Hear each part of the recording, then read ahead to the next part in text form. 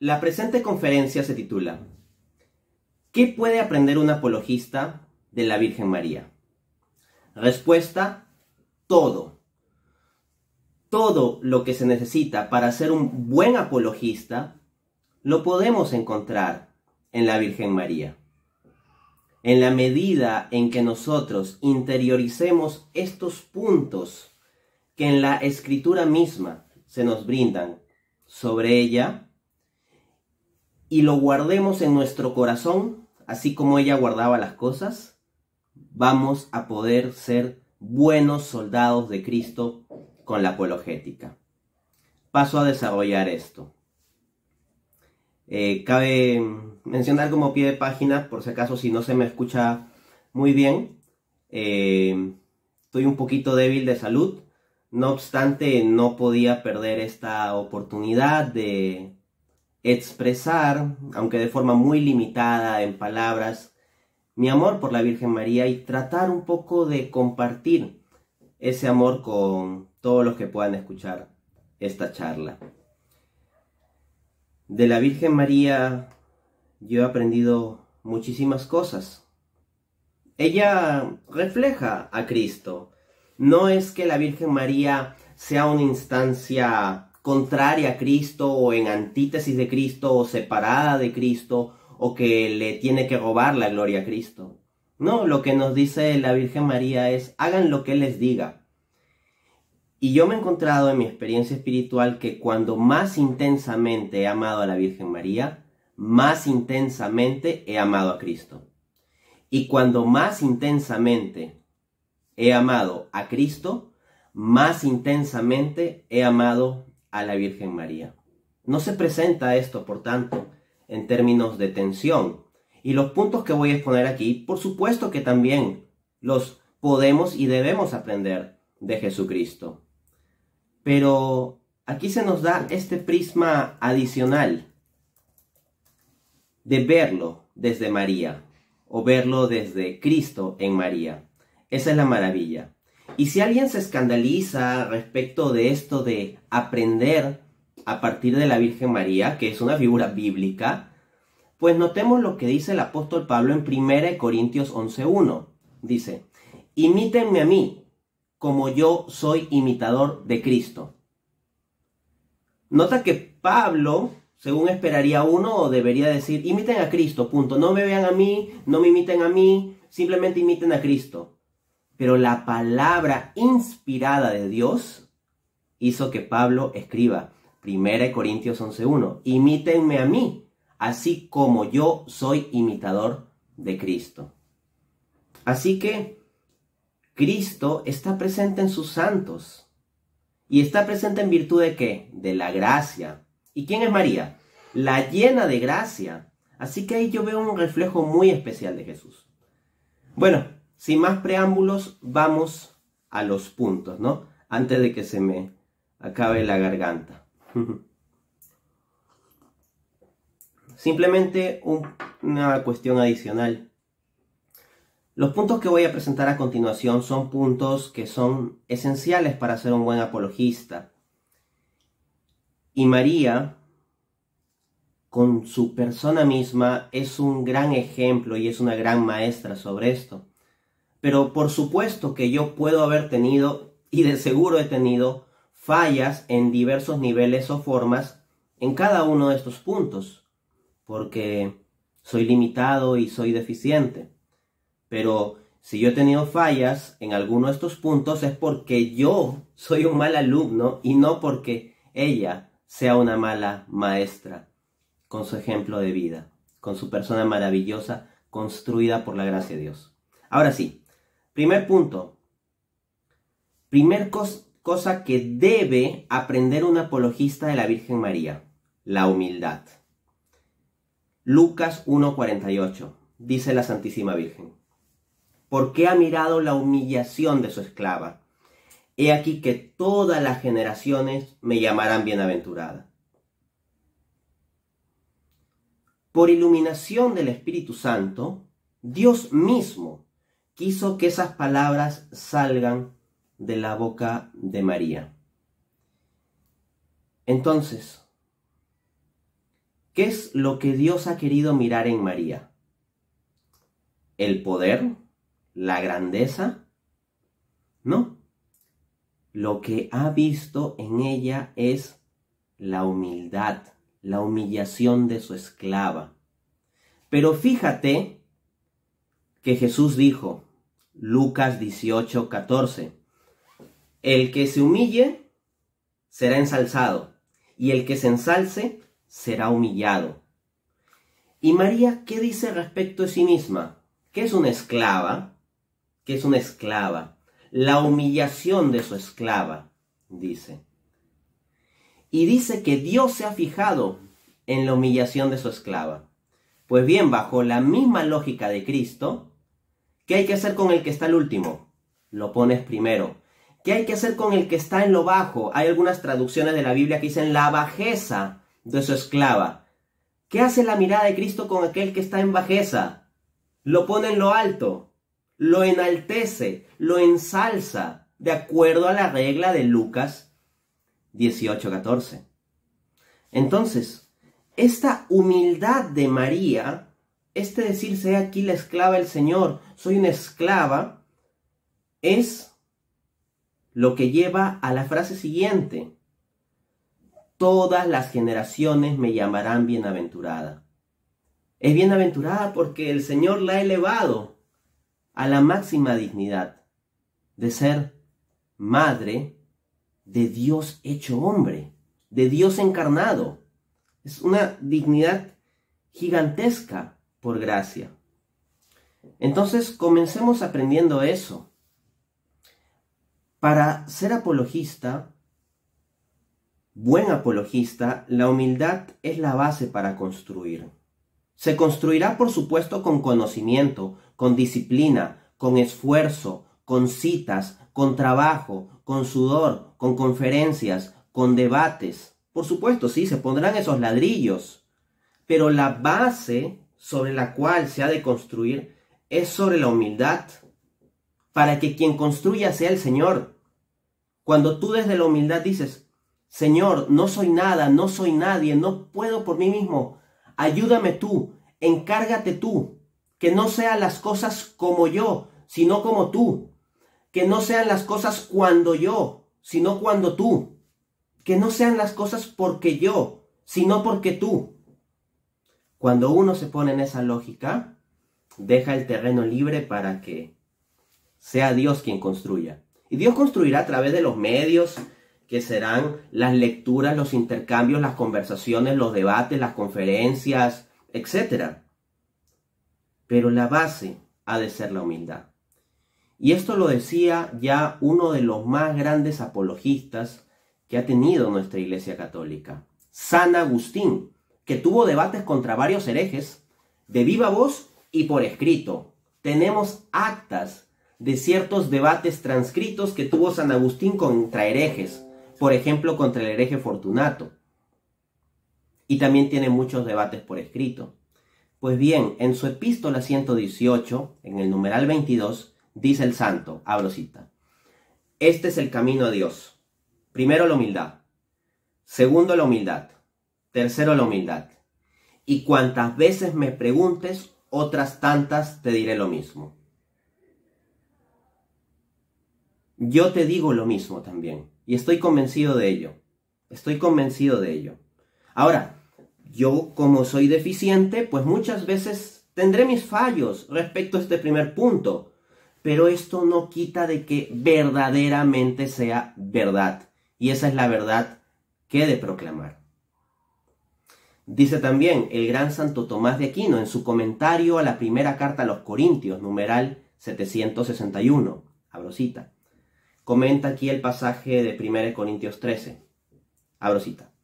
Con razón, por tanto, compara, se refiere al apóstol Pablo, compara el hablar sin caridad con el sonido de una cosa sin vida, a saber, un gong de bronce y un címbalo, que, aunque producen un sonido claro, no están vivos, sino muertos.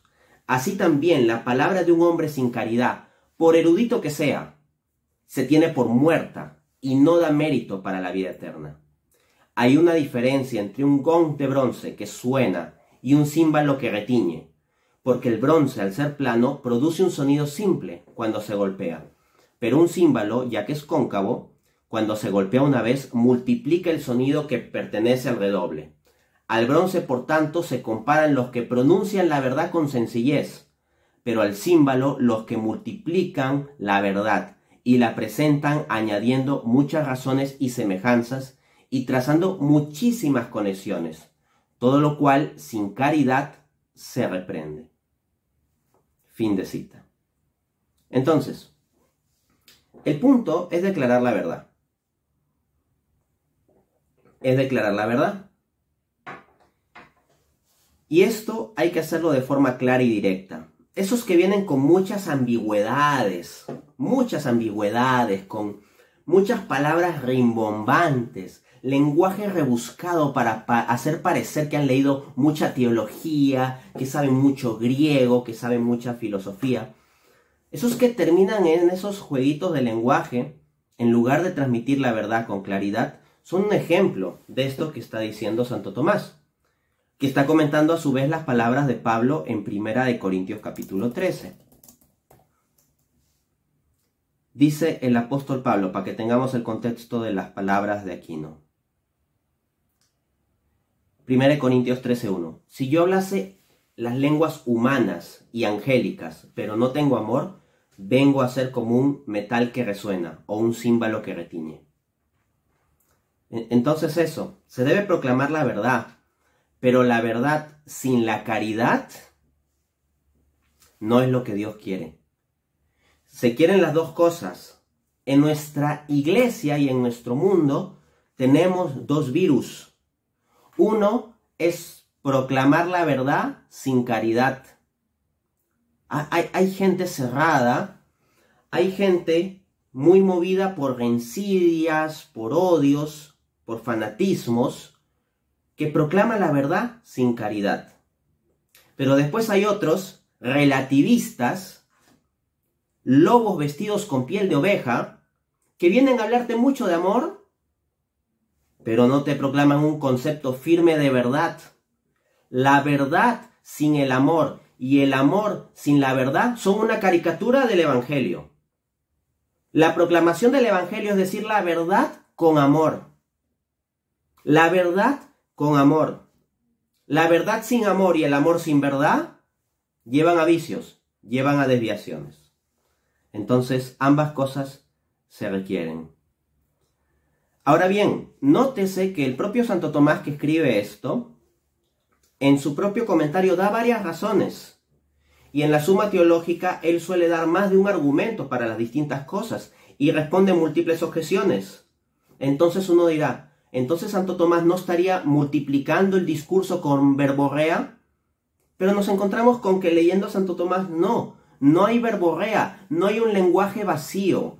Cuando uno lee y entiende los términos del lenguaje de Santo Tomás, lo que te encuentras en general es que es bastante conciso y contundente, y que si se extiende es porque está dando diversas razones que llevan a justificar algo, pero no porque esté hablando de forma vacía como un címbalo que retiñe.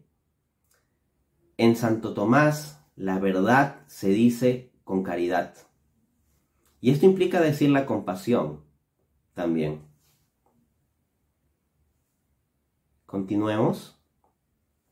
Segunda cosa que un apologista puede y debe aprender de la Santísima Virgen: hacer la voluntad de Dios.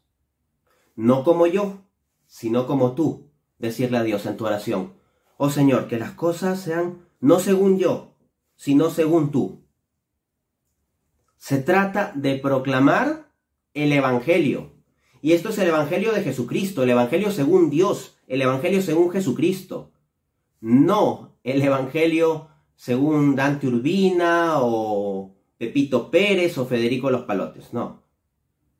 Uno, claro, con su nombre y apellido, en mi caso Dante Urbina, lo que proclama es el Evangelio, pero no el Evangelio mío, no el que yo inventé con mi filosofía o mi teología, sino uno que he recibido como regalo por gracia de Cristo, el Evangelio de Jesucristo. Es hacer la voluntad de Dios, es hacer las cosas al modo de Dios. Y si Dios te pide que te calles, te callas. Y si Dios te pide que hables, hablas. Si Dios te pide que guardes silencio, aunque te estén criticando, guarda silencio. Y si Dios te pide que alces la voz por defender la verdad, alza la voz. Pero hacer la voluntad de Dios, movernos por Dios. Mira lo que dice la Santísima Virgen, lo que tenemos que aprender. Lucas 1:38. He aquí la esclava del Señor.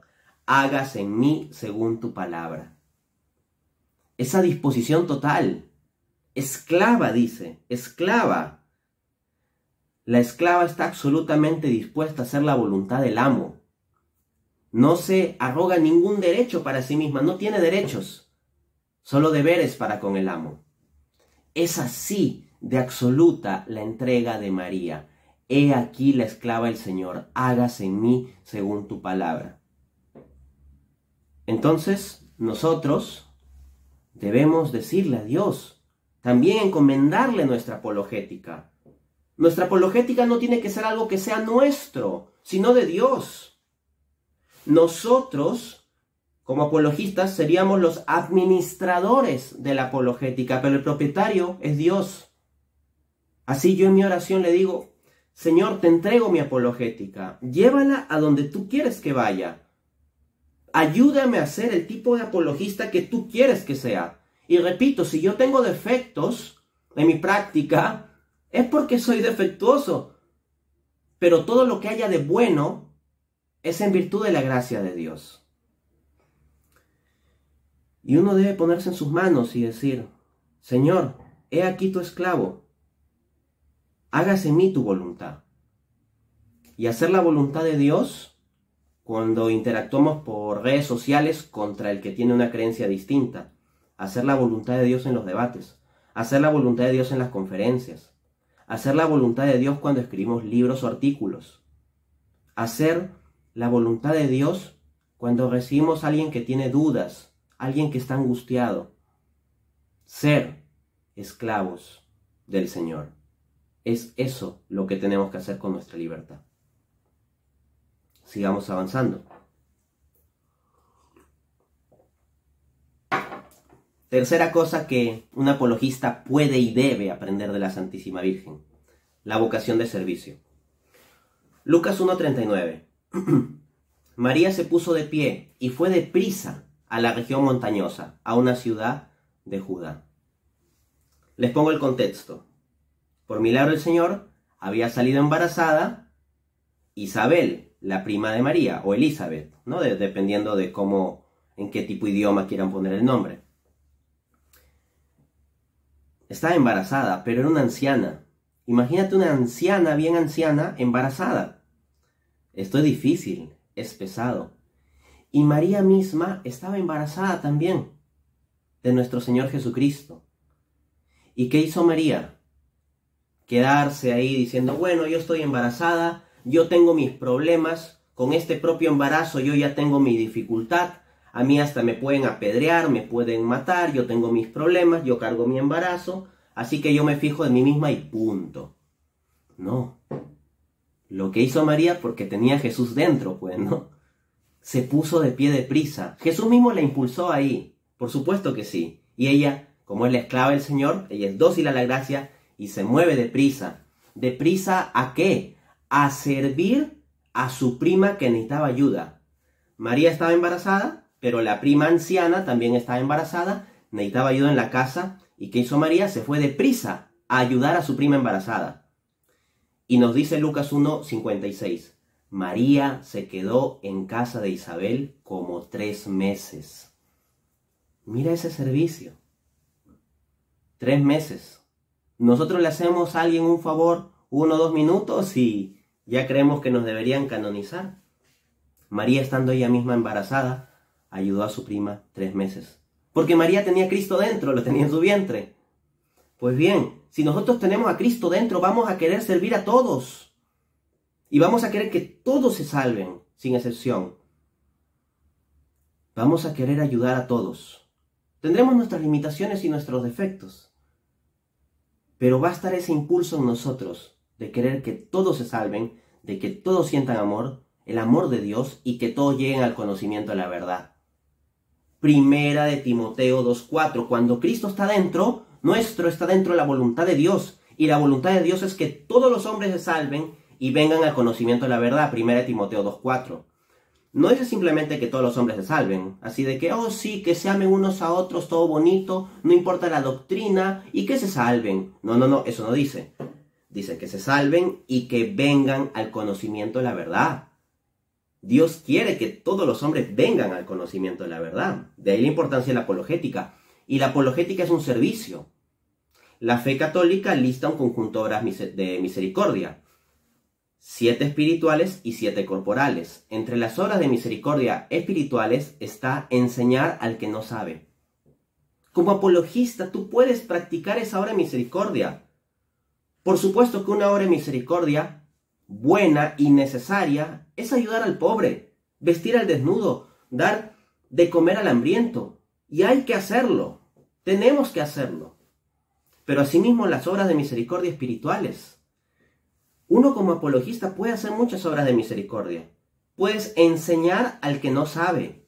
Otra obra de misericordia es corregir al que esté en error.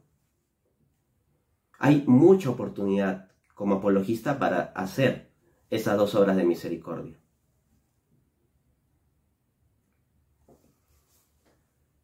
Uno está para servir.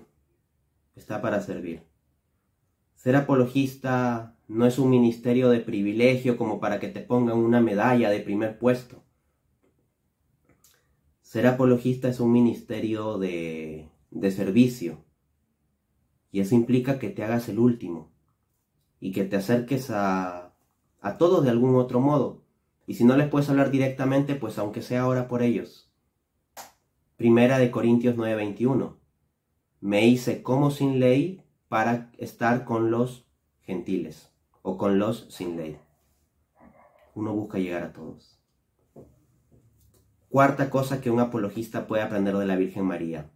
Conocimiento de la palabra de Dios.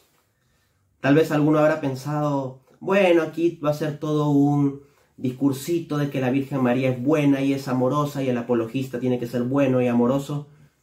Pero ¿dónde quedan las herramientas del conocimiento y todo eso y lo intelectual que es necesario para la apologética? Bueno, la Virgen María también lo tiene y te lo muestro. Conocimiento de la palabra de Dios. María tenía un conocimiento bíblico extraordinario que se refleja en el pasaje siguiente. Lucas 1 del 46 al 55. Entonces María dijo: engrandece mi alma al Señor, y mi espíritu se regocija en Dios mi Salvador, porque ha mirado la humildad de su esclava.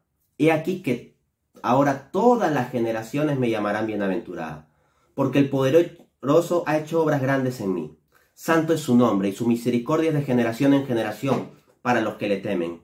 Hizo proezas con su brazo, estropeó los planes de los soberbios, quitó del trono a los poderosos y exaltó a los humildes. Colmó de bienes a los hambrientos y envió vacíos a los ricos. Socorrió a Israel su siervo, acordándose la misericordia, de la que habló a nuestros padres para con Abraham y su descendencia para siempre. Son palabras que salen de la boca de María. Ahora mira lo que dice la Biblia con la que contaba María. Básicamente ella disponía de las escrituras del Antiguo Testamento, aunque también hay que decir que no es que María tuviese un Antiguo Testamento editado en su casa. La forma en que ella accedería a la palabra sería por medio de la escucha, de la proclamación de la palabra, ¿no? En la sinagoga. Primera de Samuel 2, del 1 al 10. Ana oró diciendo: mi corazón se regocija en el Señor, mi poder se exalta en Dios, mi boca se ensanchó sobre mis enemigos, por cuanto me alegré en tu salvación. No hay santo como el Señor, porque no hay ningún otro fuera de ti, no hay refugio como el Dios nuestro. No multipliquéis palabras de grandeza y altanería, cesen las palabras arrogantes de vuestra boca, porque el Señor de todos saber es Yahvé, y a él toca el pesar las acciones. Los arcos de los fuertes fueron quebrados, y los débiles se ciñeron de poder. Los saciados se alquilaron por pan, y los hambrientos dejaron de tener hambre. Hasta el estéril ha dado a luz a 7, y la que tenía muchos hijos languidece. El Señor da la muerte y la vida. Él hace descender al Sheol y hace subir. El Señor empobrece y enriquece, abate y enaltece. Él levanta del polvo al pobre y del muladar exalta al menesteroso, para hacerle sentarse con príncipes y heredar un asiento de honor. Porque del Señor son las columnas de la tierra, y Él afirmó sobre ellas el mundo. Él guarda los pies de sus santos, mas los impíos perecen en las tinieblas, porque nadie será fuerte por su propia fuerza. Delante del Señor serán quebrados sus adversarios, y sobre ellos tronará desde los cielos. El Señor juzgará los confines de la tierra, dará poder a su rey, y exaltará el poderío de su ungido. Fin de cita. Para que lo puedan hacer con más paciencia, luego comparan Lucas 1, del 46 al 55, y 1 Samuel 2, del 1 al 10. Es claro que hay una conexión entre las palabras de María y esta referencia bíblica del Antiguo Testamento. María tenía conocimiento de la palabra. Incluso Biblias editadas por protestantes suelen poner como pie de página esta referencia cuando se está en el pasaje Lucas 1 con el discurso de María, conocido como el Magnificat. María ciertamente tenía conocimiento bíblico. Pero no solo se trata de tenerlo en la cabeza, hay que tenerlo en el corazón. La Biblia hay que tenerla aquí y aquí. Quinto punto que uno debe aprender de la Virgen María: guardar la palabra de Dios en el corazón. Lucas 2:19. María guardaba todas estas cosas en su corazón y meditaba sobre ellas.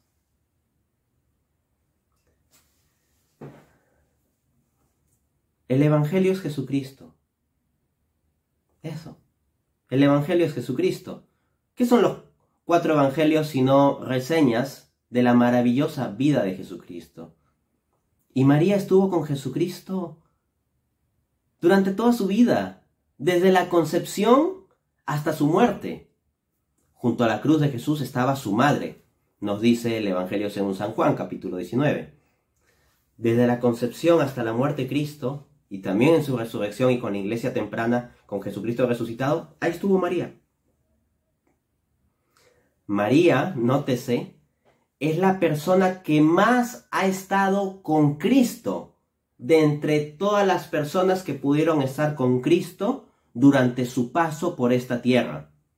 José, al parecer, habría fallecido antes de que Jesús iniciase su ministerio público, porque a José no se le menciona para nada y eso como que es muy raro. Entonces es bastante probable que José ya haya fallecido. En cuanto a los apóstoles, conocieron a Jesús a partir de su ministerio público. La gran mayoría de personas conocieron a Jesús a partir de su ministerio público. En el caso de su primo Juan el Bautista, pues no es que convivió siempre con Jesús, sino que vivía como autoexiliado, por decirlo así, en el desierto.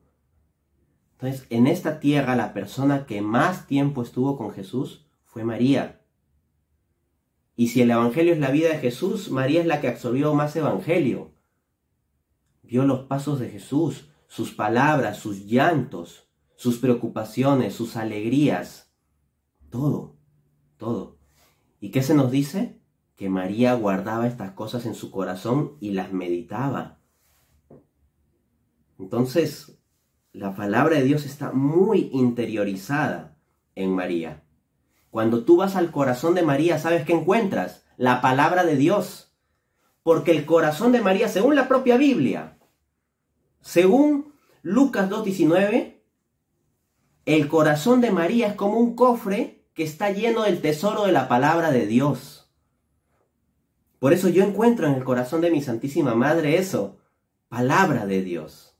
Ahí está, esa palabra del Evangelio. Sexto punto que puede aprender un apologista de la Virgen María: preparar el camino para la gloria de Cristo. Ser apologista externamente puede parecer muy glorioso, ¿no? Como que uno es el que habla y da las razones y refuta y cita y afirma y da conferencias y obtiene visitas. Y pareciera eso, como un ministerio de gloria. lo cual es peligroso para el alma. Son peligros esos. Pero uno más bien, para hacer las cosas bien, debe verse como el asno, como el burrito con el cual ingresó Jesús a Jerusalén. Y todo se llena de aplausos. ¿Para quién son los aplausos? Las alabanzas. No son para el burrito, es para Cristo, ¿no? Uno tiene que ser ese burrito. Llevar a Jesús a las personas.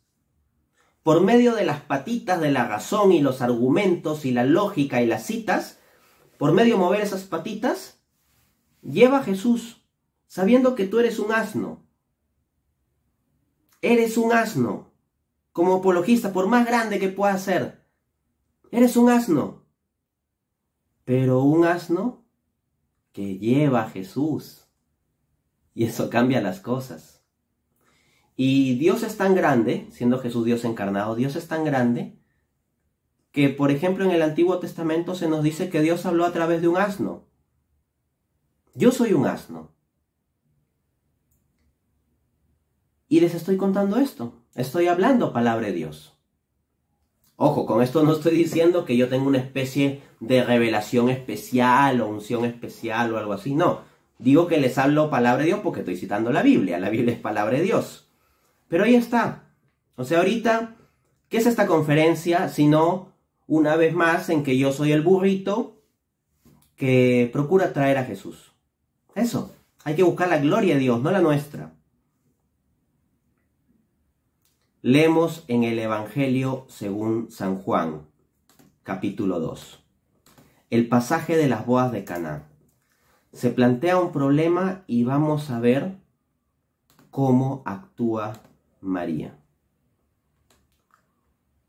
Les leo el pasaje. Juan 2, del 1 al 11. Al tercer día hubo una boda en Caná de Galilea, y estaba allí la madre de Jesús. Fueron también invitados a la boda Jesús y sus discípulos. Y sucedió que se acabó el vino, y le dice a Jesús su madre: no tienen vino. Cosa curiosa, ¿no? Se acaba de mencionar que fueron los discípulos y se acabó el vino, ¿no? Sigamos. Le dice a Jesús su madre: no tienen vino. Jesús respondió: ¿qué tengo yo contigo, mujer? Todavía no ha llegado mi hora. Dijo su madre a los sirvientes: hagan todo lo que él les diga. Esas son las palabras de María. María no te aleja de Jesús. María no te lleva a desobedecer a Jesús. María te dice: hagan todo lo que él les diga. Sigo citando. Y estaban allí 6 tinajas de piedra para agua conforme al rito de la purificación de los judíos, en cada una de las cuales cabían 2 o 3 cántaros. Jesús les dijo: llenen esas tinajas de agua. Y las llenaron hasta el tope.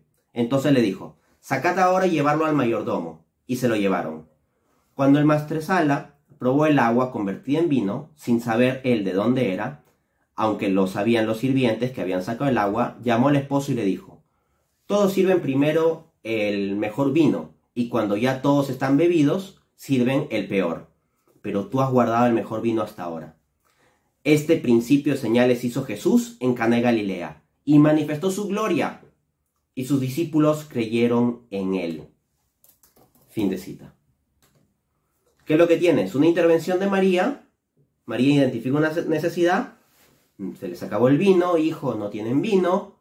Luego, dice, hagan todo lo que él les diga. Y Jesús hace ese milagro. Y lo que se nos dice es que con ese milagro manifestó su gloria y sus discípulos creyeron en él. Entonces, ¿para qué es nuestra apologética? Para que Cristo manifieste su gloria. No para que nosotros manifestemos nuestra gloria, que somos el burro, sino para que Cristo manifieste su gloria. Y para que el mundo crea, para que las personas crean en él. Los argumentos, las citas, las discusiones, los debates, las conferencias, todo eso, ¿para qué tiene que ser? ¿Para uno llenar el currículum? ¿Para hacerse famoso? ¿Para ganar visitas? ¿Para que digan tu nombre? No. La razón es para que crean en él. No para que crean en ti, sino en él. Último punto, 7. La oración. La oración. Hechos 1:14. Todos perseveraban unánimes en la oración, con las mujeres, y con María, la madre de Jesús. Nota cómo María no es metida en la misma bola que las mujeres. No dicen las mujeres y ahí estará María, que la hermana María, una más de las cristianas. No. Las mujeres y María, la madre de Jesús. En la iglesia primitiva hay un reconocimiento de la figura especial de María. Y bueno, lo que encontramos es entonces que hay una perseverancia en la oración. Y ahí está María, perseverando en la oración. Apologista que no hace oración es como un automóvil al cual no se carga combustible. Uno no puede vivir sin oración. Así como el cuerpo no puede vivir sin la respiración, el alma no puede tener vida, la vida de la gracia, sin la oración. Y si dejamos de orar, podemos vivir durante un tiempo, pero luego vamos a fallecer. Así como el cuerpo, si deja de respirar, vivirá unos momentitos, pero morirá. Es importante perseverar en la oración. Si nosotros vamos a hablar de Dios, primero tenemos que escuchar a Dios y escucharlo bastante. Y eso se hace en la oración. Y tenemos que ponernos en sus manos. Señor, te encomiendo mi apologética. Señor, haz tu voluntad en esto. Señor, tengo que hacer aquello. Ayúdame, sosténme con tu gracia. Señor, soy débil, tengo miedo de fallar. Fortaléceme. Señor, tengo confusión sobre esto. Dame tu luz. Todo eso podemos decir en la oración. Y para ser apologistas, buenos apologistas, necesitamos sabiduría. Y mira lo que nos dice el apóstol Santiago. La carta de Santiago 1:5. Dice: si alguno de vosotros está falto de sabiduría, pídala a Dios, el cual la da a todos abundantemente y sin reproche, y le será dada. ¿Dónde tú pides esa sabiduría? En la oración. En la oración. Santo Tomás de Aquino, cuando se encontraba con algún problema teológico muy difícil, se arrodillaba, oraba, y luego, al volver a sus apuntes, las cosas fluían. La oración es importante. Y cuando nosotros nos revisamos a la luz de los puntos que he explicado, seguro encontraremos que tenemos muchas fallas y deficiencias. Pongámoslo en la oración y digamos: Señor, yo tengo esto. A mí me falta el punto 1 o el punto 2 o el 4 o el 5 o todos, qué sé yo. Señor, ayúdame. Señor, dame tu gracia. Señor, dame tu sabiduría. Y así, cuando hablemos, no seremos nosotros, sino Cristo hablando en nosotros, a través de nosotros. Y cuando argumentemos, argumentaremos desde Cristo. Y cuando discutamos, discutiremos desde Cristo. Porque Cristo también discutió, ¿ah? Lean los evangelios, Cristo también discutió. Y cuando guardemos silencio, guardaremos silencio de Jesucristo, porque Jesucristo también supo guardar silencio. Y Cristo será todo en todos, así como fue todo en María, por la gracia. Muchas gracias, quedo atento a sus preguntas sobre el tema. Bueno, esta pregunta quizás sea muy básica, pero un amigo en común que anda publicando, no diciendo, ¿qué te imaginas, Chinés? Que es correcto decir que adoramos a la Virgen, a los santos, ¿no? Que según el diccionario, ¿es correcto decir que adoramos a María o tenemos que decir veneramos para hacer la diferencia entre los cultos pues de Dublía y de la tría absoluta que se le brinda a Dios? Primera de Corintios 8:1. Sí, este es el que estaba buscando. Primera de Corintios 8:1. Dice: el conocimiento envanece, pero el amor edifica. Y luego, en Primera de Corintios 8:11, dice: y por tu conocimiento se perderá el que es débil, el hermano por quien Cristo murió.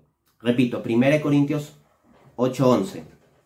1 Corintios 8:11, y por tu conocimiento se perderá el que es débil, el hermano por quien Cristo murió. Entonces, por supuesto que uno puede entrar a los detalles técnicos y decir que la palabra adoración en el idioma latín o en el griego, no sé cuántos, y el hebreo, etcétera, etcétera. Ya, ok. Y uno puede entrar a toda esa argumentación y yo me conozco esa argumentación. Ok.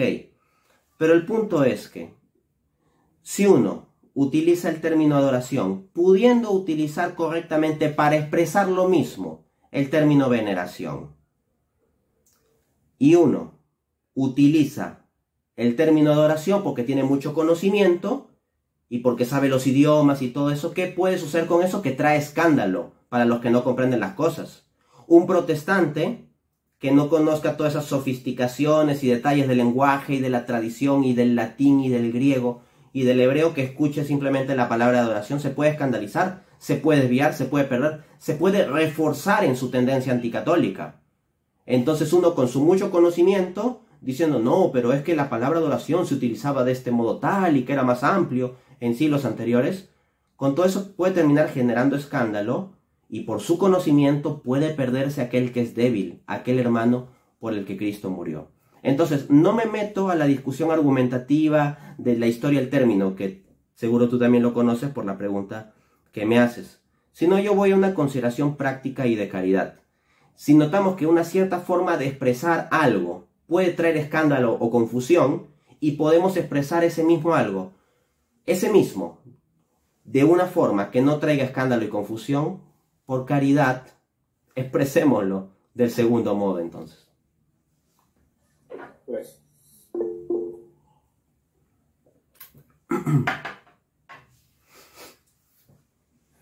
Hola Dante, ¿se me escucha? Uh-huh. Mi pregunta también, como dijo Yuri, tal vez es bastante básica, pero leí un pasaje de Lucas, capítulo 11, versículos 27 y 28, y me gustaría saber cuál es la correcta forma de interpretarlo. El pasaje dice lo siguiente, Lucas 11, 27 y 28. Mientras él decía estas cosas, una mujer de entre la multitud levantó la voz y le dijo, bienaventurado el vientre que te trajo y los senos que mamaste. Y él dijo, antes bienaventurados los que oyen la palabra de Dios y la guardan. ¿Cómo se debería interpretar este pasaje correctamente? Pues muy fácil, es una bellísima alabanza a la Virgen María. ¿Por qué ver falsas dicotomías como algunos nos quieren vender? Lucas 11:28. Bienaventurados más bien los que oyen la palabra de Dios y la guardan. Pues bien, seamos coherentes con la Biblia y veamos la Biblia completa. Y vamos a ver qué nos dice el mismo evangelio de Lucas. Lucas 2:19. María guardaba todas estas cosas en su corazón y meditaba sobre ellas. ¿Quién guarda la palabra de Dios? De forma especial al punto que el mismo evangelio, se toma el trabajo de decirlo de forma tan explícita. María. Luego, hemos visto evidencia de la conexión de Lucas 1, 46 al 55 y 1 Samuel 2, del 1 al 10. La conexión de Antiguo y Nuevo Testamento, la conexión bíblica desde las palabras de María. ¿Quién guarda la palabra de Dios en su corazón? María. También se habla en términos de los que la guardan. Los que la guardan también se refiere a no solo guardarla intelectualmente en el corazón, sino también observarla en la práctica, bajo la forma judía o el entendimiento judío del término guardar. Implica observar, practicar, llevarlo a obra. ¿Y quién hace eso? María. Lucas 1:39. María se puso de pie y fue deprisa a la región montañosa, a la caridad, el servicio. Lucas 1:56. Se quedó en casa de Isabel como 3 meses. Bienaventurados los que están dispuestos, más bien los que hacen la voluntad del Señor, se dice. Bienaventurados los que están dispuestos a hacer la voluntad del Señor. Pues bien, María, en el mismo evangelio de Lucas 1:38, he aquí la esclava del Señor. ¿Quién está dispuesto a hacer la voluntad, la palabra de Dios, sino aquella que dice, he aquí la esclava del Señor, hágase en mí según tu palabra? Entonces, cuando nos hacen la objeción con el pasaje de Lucas, tomamos la lógica del pasaje de Lucas y lo evaluamos en términos de María desde el mismo Evangelio de Lucas y nos encontramos que María no sale nada mal parada, sino todo lo contrario. Muchas gracias, Dante.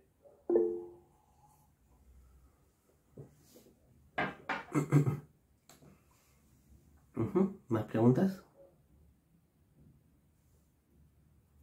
Buenas noches, Dante. ¿Se me escucha?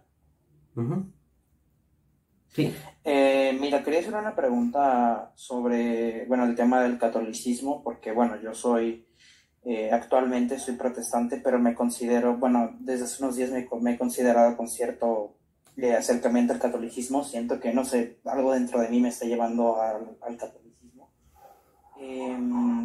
Pero, o sea, todavía no sé cómo dar el paso, o sea, no sé qué es lo que tengo que hacer.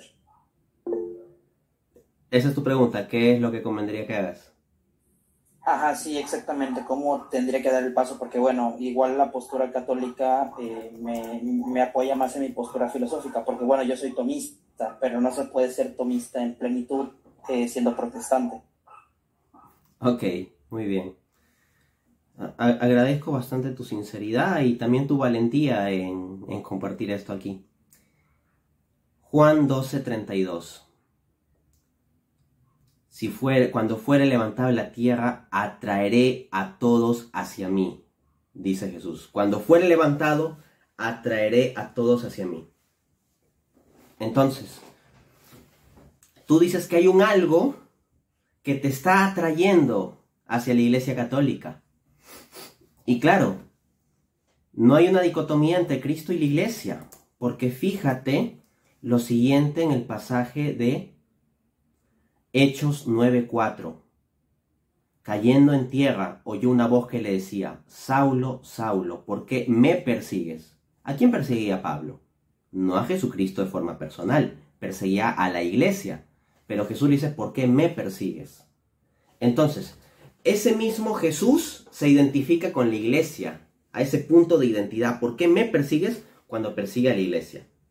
Entonces, el mismo Jesús que dijo en Juan 12:32, cuando fuere levantado atraeré a todos hacia mí, lo hace también con su iglesia. Y lo que se está dando aquí es que hay una moción de la gracia de Dios que quiere atraerte a la plenitud de la verdad. Tú ya tienes bastante verdad al creer en Jesucristo, y eso es una cosa maravillosa. Y esa verdad la puedes tener en tu contexto protestante. Pero aquí se trata de llegar a la plenitud. No con una partecita, no con una interpretación particular, sino la plenitud. Primera de Timoteo 2:4. Dios quiere que todos los hombres se salven y vengan al conocimiento de la verdad. Dios quiere que tú te salves, pero no quiere que te salves meramente cumpliendo ciertos requisitos mínimos y cierto núcleo básico de doctrina de mero cristianismo para salvarse con eso. Y ya me salvé. No. Lo que Dios quiere para tu vida es que tengas el conocimiento de la plenitud de la verdad. Ahora bien, uno podrá preguntarse: ¿y dónde está la verdad? Los calvinistas dicen una cosa, los arminianos otras. Los bautistas dicen una cosa, los pentecostales otra. Los católicos dicen una cosa, los ortodoxos dicen otra. Entonces, hay múltiples opciones que dicen muchas cosas. Primera de Timoteo 3:15. Dice que la iglesia es columna y fundamento, o columna y pilar de la verdad. De entre todas las diversas opciones de las interpretaciones de la Biblia y diversas versiones de cristianismo, lo que nos dice la propia Biblia es que la garantía está en la iglesia. Y de entre todas las denominaciones o grupos disponibles, ¿cuál es el único que afirma tener una instancia magisterial de interpretación vinculante? La católica. Es la única que afirma eso, a ese nivel. La única que verdaderamente cumple ese estándar de Primera de Timoteo 3:15. De darte una columna firme de definición de doctrina.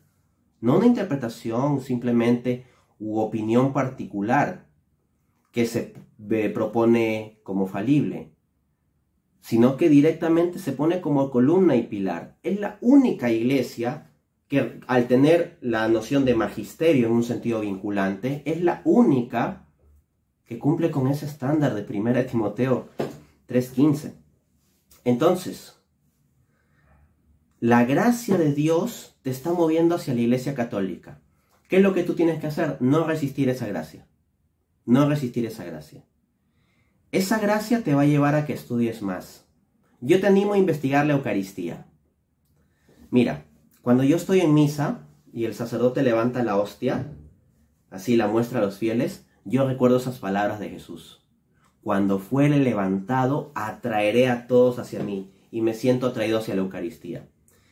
Si Jesús está verdaderamente presente en el sacramento del altar, en la Eucaristía, está ahí en su cuerpo, sangre, alma y divinidad, no vale la pena dejarlo todo, incluido la propia denominación y las propias preconcepciones y prejuicios, con tal de estar con Él, participando ahí en la comunión. Claro que vale la pena. Por lo tanto, te animo a investigar esa cuestión fundamental de la Eucaristía. E investigando eso te puede dar el último empujoncito. Te animo también a investigar el fundamento bíblico e histórico de las doctrinas marianas. Hay mucha gente que puede pensar que no hay ningún fundamento para las creencias católicas sobre la Virgen María, pero cuando se investiga con más paciencia y a fondo, la verdad que sí hay fundamento suficiente. Y si eventualmente te ves movido a ello, pide su intercesión. No te digo que le ores a ella como si fuera una diosa, ese no es el punto, no, esa no es la visión católica. Pero lo que sí te digo es que puedes pedir que ella interceda por ti ante Dios. Así como tú me podrías decir, Dante, ora por mí, me siento confundido con esto, dile a Dios que me dé una iluminación especial con este asunto. Bueno, también puedes pedírselo a la Santísima Virgen, cuya intercesión es extremadísimamente más poderosa. Conozco casos directamente de protestantes que han pedido la intercesión de María y se han encontrado con cosas absolutamente impresionantes, con cosas que explicarlos por mera coincidencia es una tontería total, ¿no? Ya si alguno quiere aferrarse, decir, bueno, es una mera coincidencia, problema suyo. Pero yo he visto casos. Entonces yo te animo a seguir investigando. No es necesario que te precipites. Es necesario que des el paso bien. Y tú sigue profundizando, sigue investigando. Procura aprender la fe católica desde las fuentes oficiales de la fe católica. Si quieres aprender la fe católica, busca a los mejores teólogos y apologistas católicos. Y en especial, léete la definición oficial, el resumen oficial de doctrina desde el catecismo. No desde lo que diga tal curita de tal parroquia, que puede ser más o menos hábil para transmitir la doctrina, o lo que digan ciertos blogs no católicos o anticatólicos. No, aprende desde la fuente oficial directamente o desde el resumen oficial, desde el catecismo. Y si tienes duda, pregunta. Ahí están los apologistas. Tienes mi contacto también, yo mismo te ofrezco eso. Si tienes dudas adicionales, con confianza escríbeme. Mi problema principalmente es que mi tiempo es limitado, pero amor no me falta para poder responder. Sí, Dante, muchas gracias. Bueno, es que este domingo tenía, porque bueno, yo estoy bautizado en la Iglesia Católica y ya hice mi primera comunión cuando tenía aproximadamente 10 años, pero pues por razones familiares como que nos alejamos de la iglesia y nos acercamos a una iglesia protestante aproximadamente cuando tenía como 15 años. Entonces, pues ahí fue pues mi alejamiento de la Iglesia Católica. Llegó un tiempo donde me llegué a considerar anticatólico, pero últimamente analizando pues la doctrina filosófica, bueno, la filosofía del tomismo, pues me ha llevado a lo que es los temas de la unión hipostática, los temas de la Eucaristía, también he estado investigando y pues sí, o sea, desde hace unos días, bueno, unas semanas me he estado sintiendo atraído por la Iglesia Católica. Ya no la veo como la veía antes y por eso mismo tenía las ganas de ir este domingo a la Iglesia Católica, pero no sé si sea malo dar el paso de así, o sea, porque todavía no soy católico, no me considero católico, pero pues sí me siento atraído por la Iglesia Católica, siento algo que me está llevando hacia la Iglesia Católica y pues no sé si sea malo ir a la Iglesia Católica todavía no siendo católico oficialmente. simplemente no participes del sacramento de la Eucaristía sin haberte confesado y sin una convicción de que realmente está la presencia real de Jesús ahí. Pero fuera de eso, o sea, mientras no participe del sacramento de la Eucaristía, simplemente lo veas, yo te recomendaría ir. La gracia te está moviendo a eso. Puede ser el mismo Jesús de Eucaristía que te puede estar atrayendo, porque la misa tiene como parte central no la prédica del sacerdote o la explicación. La parte más fundamental de la misa es la Eucaristía. Y aunque no participe directamente del sacramento, comiendo el cuerpo y bebiendo la sangre de Cristo, que como digo, no deberías hacerlo a menos que decidas entrar en comunión con la iglesia y cumpla los requisitos respectivos, que como ya has hecho la primera comunión, en principio, habría que ver las circunstancias, pero en principio lo que tendrías que hacer sería una buena confesión, y luego haber hecho una buena confesión, reincorporarte y podrías participar de la Eucaristía. Pero mientras ello no sucede, igual puedes, y yo te sugiero que vayas a misa. Es más, yo te invitaría incluso a hacer un experimento y tratar de analizar cuántas cosas que se dicen en la misa tienen referencia a la Biblia. El ex pastor protestante Scott Hahn hizo ese ejercicio. Él tenía un conocimiento bíblico alucinante. Y cuando él fue a misa, comenzó a identificar con su mente llena de Biblia todas las veces que en la misa había algo bíblico. Y se quedó impresionante, estaba absolutamente llena de Biblia. Lo que pasa es que en los cultos protestantes se dice explícitamente la referencia. Lucas tal, Juan tal, Efesios no sé cuántos. Ya. Pero Scott Hahn, que se sabía los pasajes, comenzó eventualmente a decir, oye, acá está este pasaje, acá está este otro, acá está este otro. Y en toda la liturgia lo que encontró es Biblia, especialmente la conexión con el libro de Apocalipsis, ¿no? Entonces sí, yo te animo a ir. Muchas gracias, Dante. Uh-huh. ¿Alguien más? Buenas noches. Buenas. ¿Puedo hablar? Claro, buenas noches, Dante. Buenas noches a todos los presentes. Quiero hacer una invitación al hermano Rafa, que acaba de hablar. Yo no voy a hacer ninguna pregunta, solo quiero aprovechar el tiempo para poder invitar al hermano Rafa para que se una a un grupo de apologética católica que está en Telegram. El grupo se encarga más que todo de ayudar a protestantes en proceso de conversión, y está compuesto por católicos y ex protestantes. Entonces, acá en lo que es la mensajería en Meet, acabo de pegar el link y ahí puede unirse y se le puede compartir material sobre la Eucaristía, videos de Scott Hahn, Dessinger, catecismo, etcétera, etcétera, etcétera, sobre todo eso. Y hay diálogos y debates dentro del mismo grupo en el cual pueden ayudarle a fortalecer más su fe y conocer sobre la fe católica. Gracias. Muy bien, qué bueno que hagan ese servicio. Sí, Richard.